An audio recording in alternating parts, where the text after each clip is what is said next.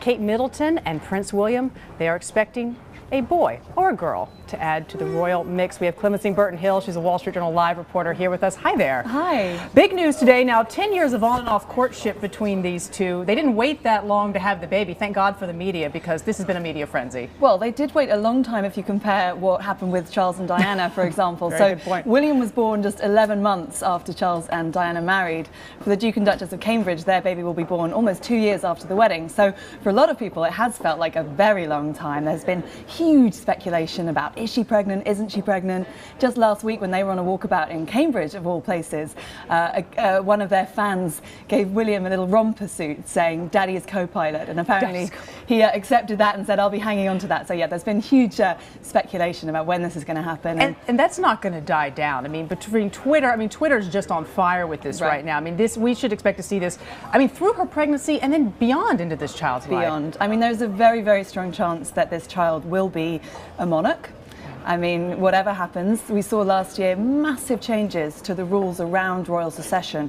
Really the biggest shake-up that we've seen in centuries, in which all 16 Commonwealth leaders voted unanimously that whatever the sex of their firstborn, whatever the sex of the baby, it will be allowed to be the monarch. So which is an enormous change. I mean, here in the States, enormous. We don't always sort of understand that, but that has not been the case, and that this would be the first time this is put to the test. Ever. Exactly. So I guess for a lot of people, they're going to be hoping that they have a girl, and then it will really be put to the test. But it's interesting because I think this will also raise questions about the possibility of Charles abdicating all over again. I mean, there's been a real kind of groundswell of opinion that William and Kate, the Duke and Duchess of Cambridge, really represent a completely new chapter for the royals. They've been incredibly good for the royal family. They've really helped public opinion feel much more positive towards them.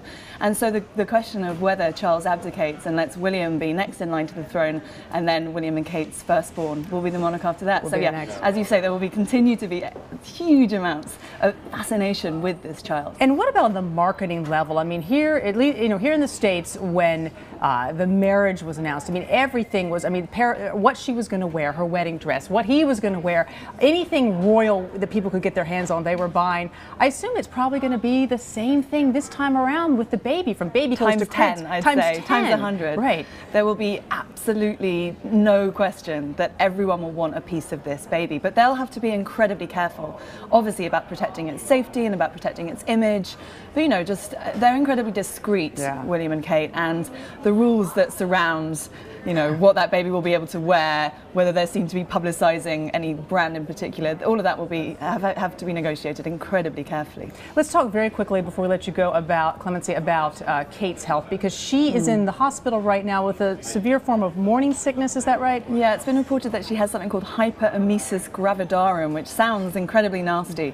It's acute morning sickness. Apparently she requires extra nutrients, extra hydration. There's been very little detail about what's actually going on, or indeed how far down she is in her pregnancy. Clarence House have said it's very early stages. So whether that means she's in the first trimester, we just don't know at the moment. I guess more details will emerge over the next few days.